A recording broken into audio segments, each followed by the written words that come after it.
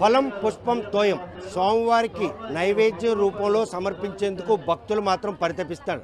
కాకపోతే చెట్ల తాండ్రలో కొలువు తీరినటువంటి లక్ష్మీ నరసింహ దేవాలయంలో ఉన్నటువంటి స్వామివారికి మాత్రం భీష్మ ఏకాదశి పర్వదినాన అరటి గెలల సంతర్పణ చేసేందుకు భక్తులు అందరూ కూడాను ఈ గ్రామానికి తరలి వస్తుంటారు. అందులో భాగంగానే చెట్లకు ఉండాల్సినటువంటి అరటిగెలలు ఈరోజు ఇలా పందిరికి వేలబడ్డాయి. ఒక చెట్టుకు ఒక గెలే ఉంటుంది, కానీ ఈ పందిరి చుట్టూ చూస్తుంటే గెలల సంతర్పణే కనిపిస్తుంది. ఒకటి కాదు, రెండు కాదు, సుమారు 10,000 అరటి గెలలు ఇక్కడికి వేలాడదీశారంటే ఎంతమంది భక్తులు ఈ గెలలు కట్టుకుందుకు వచ్చారు.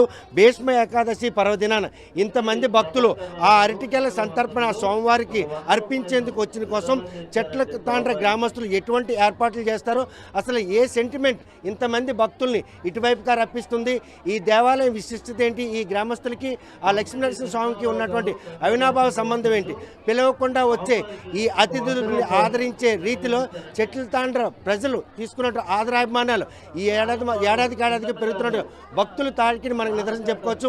100 గెలలతో ప్రారంభమైన అరటిగెల సంతర్పణ 10,000కి దాటింది అంటే ఏ మేరకు భక్తులను ఆకర్షిస్తున్నాడు ఈ స్వామి అందరూ మాత్రం స్పష్టం.